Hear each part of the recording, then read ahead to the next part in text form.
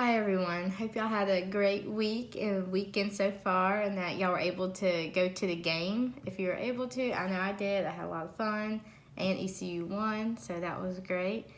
My notes are in the back, so if you see me like just looking up into like nothing, that's what I'm looking at.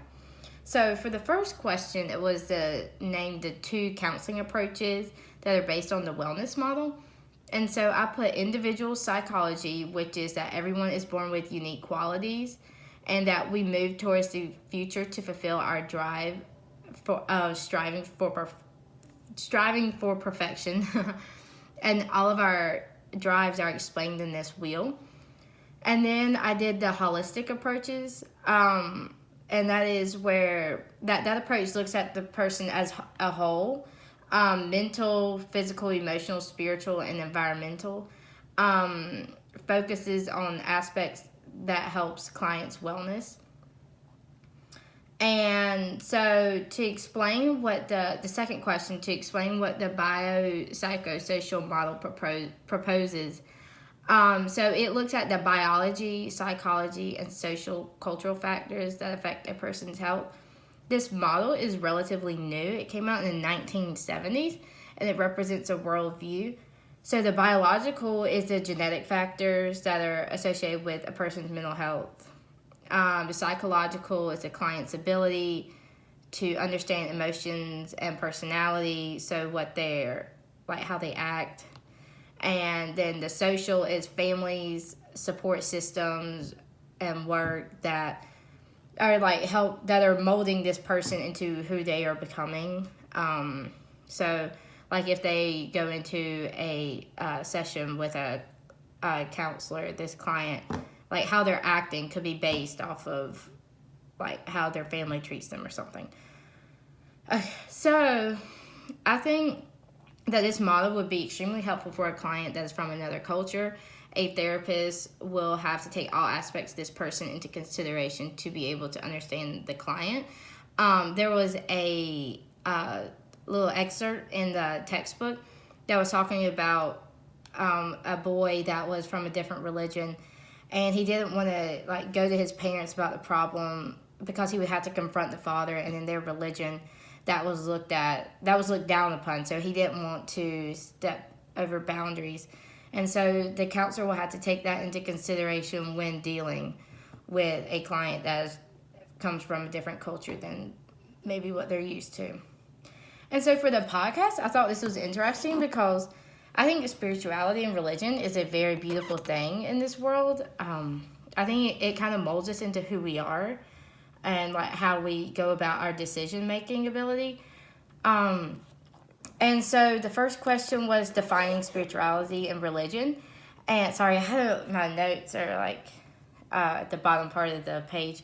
But so spirituality is the private part of someone's life, as said in the video, which I've never thought of it that way. But now that she said that, like it makes sense. Like it's not a part of the specific religion, but it's like their private beliefs and practices. And then religion is like an organized entity of people. There are practices that go along with these different religions that are practiced like worldwide within this religion. So for example, like the Catholics, they practice pretty much the same thing all throughout the nation and over in Europe. I'm not as educated on that, but and then for like Baptists, which is what I am, all throughout the nation there's Baptists, and they get for like baptisms, they are dunked under water, and that like cleans their heart and everything, and they accept Jesus Christ as their Savior. But in the Methodist churches, which is where they sprinkle water over the person's head, and that is pretty much the same thing as a baptism. You accept Jesus Christ as your Savior, and that is practiced all throughout America. And so I think that, yeah, spirituality and religion are different. I've never really thought about it too much, but now that I have, I can definitely see the differences.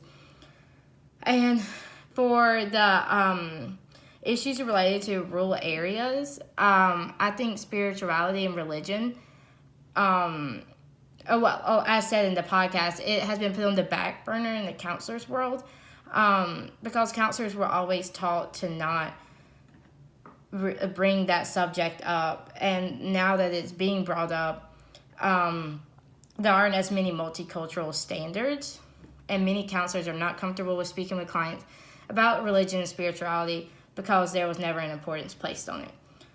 So I think that is a definitely an issue in like rural areas where there's a diverse population. And then also what this podcast mentioned was like the different internet websites that you could go to as a counselor to become more aware of these different religions. And one is beliefs.com, which I will definitely be checking out. And then I believe that for a counselor, it is a very important to, sorry, my notes are all over the place. I think it is very important for a counselor to emphasize religion, but not in the sense of like the counselor brings it up, like the client has to bring it up, because if the counselor brings it up first, then the client might think that it is forced upon them. I also think that it is important because there are going to be certain people that their religion isn't as popular in the place that they are living at. For example, in the South, like a Jewish community really isn't that popular. And so a teenager that is part of that Jewish upbringing, maybe they need someone to talk to because their friends aren't going to know what they're talking about, and maybe they don't want to talk to their family about the issues that they're going through. So yeah, hope y'all have a great week. Thank you.